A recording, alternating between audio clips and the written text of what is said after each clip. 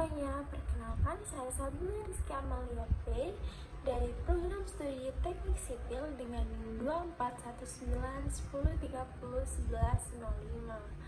Bahasa Indonesia, bahasa resmi dari negara kepulauan terbesar di dunia, yakni negara kita, Negara Kesatuan Republik Indonesia. Namun, mungkinkah bahasa Indonesia melangkah lebih maju ke panggung internasional? Mari kita simak penjelasannya dalam video berikut. Pemerintah Indonesia memiliki visi besar.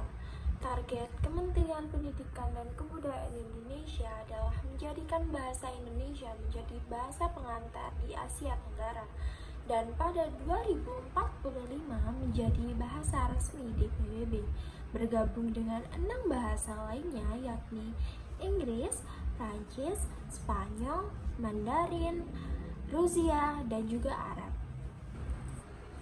Saat ini, Wikipedia Bahasa Indonesia menduduki peringkat ke-25 dari 250 Wikipedia berbahasa asing di dunia, dan di tingkat Asia Tenggara kita menduduki peringkat ketiga, hanya di bawah Jepang dan juga Mandarin. Bahasa Indonesia juga bahkan dijadikan bahasa resmi kedua di Vietnam dan menjadi bahasa terpopuler keempat di Australia. Ini bukti nyata bahwa bahasa Indonesia itu tidak hanya populer di negeri kita sendiri, namun juga populer di luar negeri. Program Bahasa Indonesia bagi penutur asing atau biasa disebut dengan BIPA kini semakin populer. Hingga akhir tahun 2020, tercatat 355 lembaga penyelenggara di 41 negara dengan total 72.746 pembelajar. Badan Pengembangan dan Pembinaan Bahasa telah memfasilitasi 146 lembaga di 29 negara. Ini membuktikan bahwa ini bukan hanya sekedar program pendidikan, tetapi juga bentuk diplomasi budaya Indonesia ke dunia internasional, menjadikan bahasa Indonesia sebagai instrumen soft power diplomacy. Ada beberapa faktor yang menjadikan bahasa Indonesia berpotensi menjadi bahasa internasional. Yang pertama yakni kemudahan. Bahasa Indonesia menggunakan huruf Latin dan memiliki pengucapan yang jelas. Lalu yang kedua yakni kemudahannya. Bahasa Indonesia tidak menggunakan konjungsi kata kerja dan juga tidak ada perubahan pada kata benda berdasarkan gender. Lalu yang ketiga adalah fleksibilitas.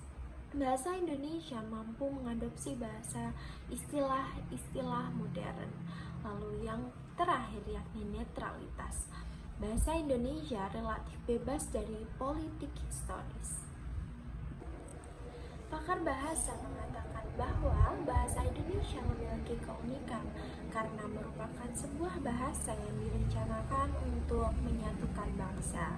Pengalaman ini bisa menjadi model bagaimana sebuah bahasa bisa diadopsi secara luas untuk tujuan komunikasi internasional. Apabila bahasa Indonesia berhasil menjadi bahasa internasional, maka keuntungannya akan sangat besar. Indonesia akan lebih mudah melakukan diplomasi kebudayaan, lalu akan menarik wisatawan dan juga investor asing, dan mencerminkan citra positif Indonesia ke dunia internasional. Tentunya potensi ini harus kita manfaatkan. Namun untuk itu kita perlu bantuan dan dukungan dari bangsa itu sendiri yang menjadi pemilik dan juga penutur asli bahasa Indonesia. Bahasa Indonesia dengan keunikan dan kesederhanaannya memiliki potensi yang besar untuk menjadi salah satu jembatan komunikasi global masa depan. Dan masa depan bahasa Indonesia berpegangan dengan apa yang kita lakukan hari ini. Oleh karena itu, mari kita bersama jadikan bahasa Indonesia sebagai warisan yang berharga yang kita perkenalkan ke dunia. Demikian dan mohon maaf apabila apabila ada kesalahan maupun kekurangan yang mungkin terjadi selama penyampaian. Terima kasih telah menonton sampai akhir.